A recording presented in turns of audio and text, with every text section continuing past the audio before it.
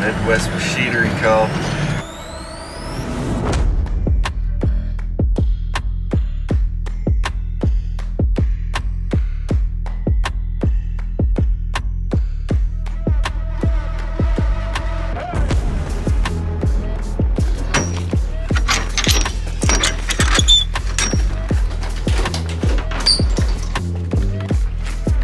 Alright, you do the honors.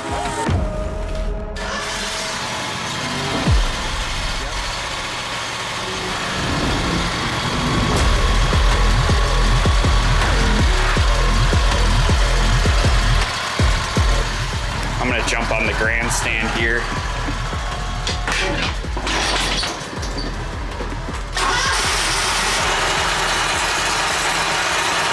All right, so we got a little bit of wet, dewy grass. You see how well these two mowers do side by side.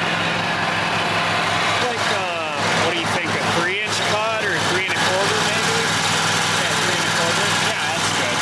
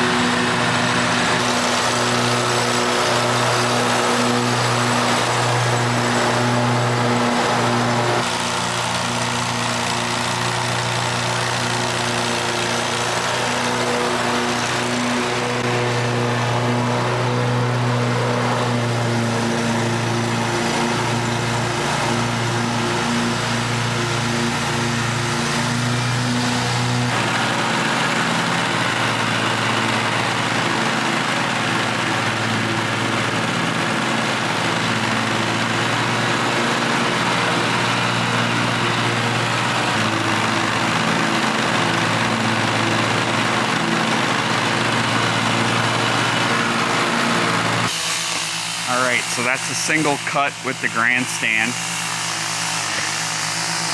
Like I said, this grass is wet. 3 1/4 inch cut, 3 1/4 inch cut. He cross cut this. So meaning he went this way and then this way on his rotation.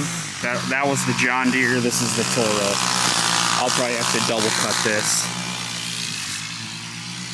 I'm gonna jump on the John Deere now, and we're gonna see how this cuts.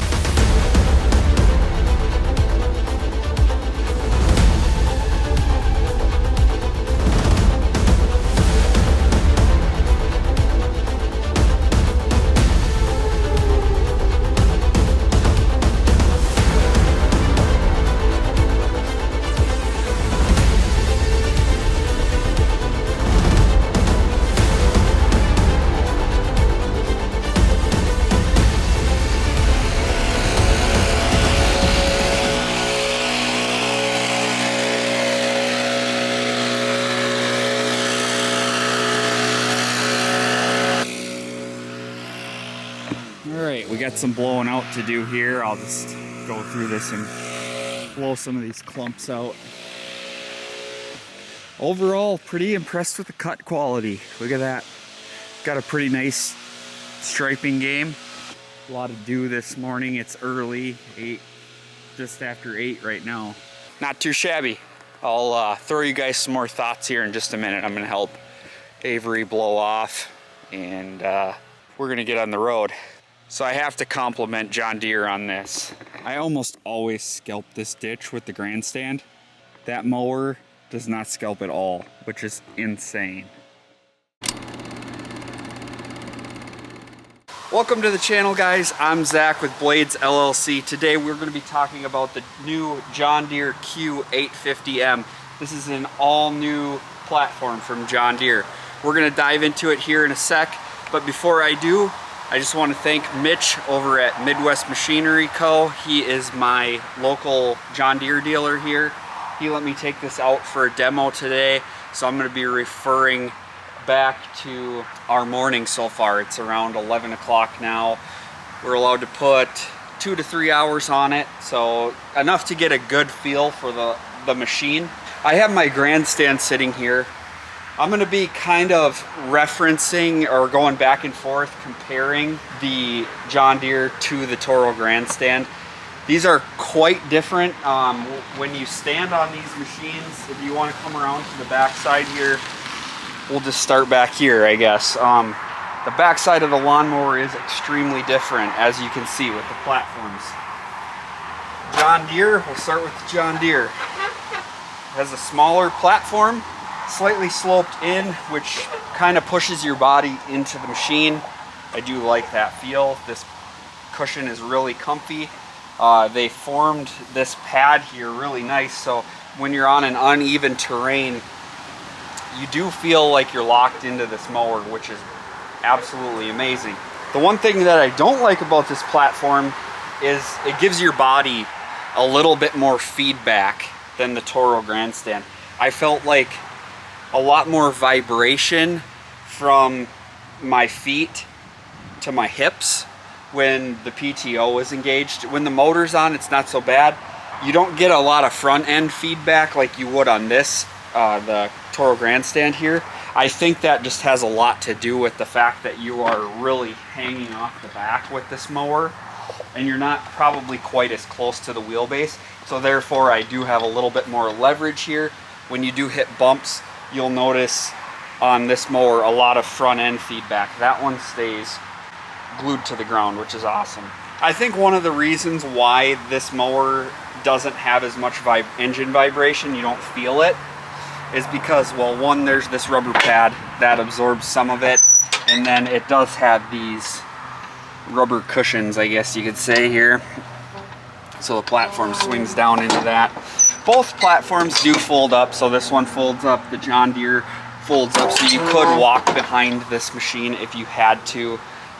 Going up to the pad on this, on the Grandstand, it's nothing fancy.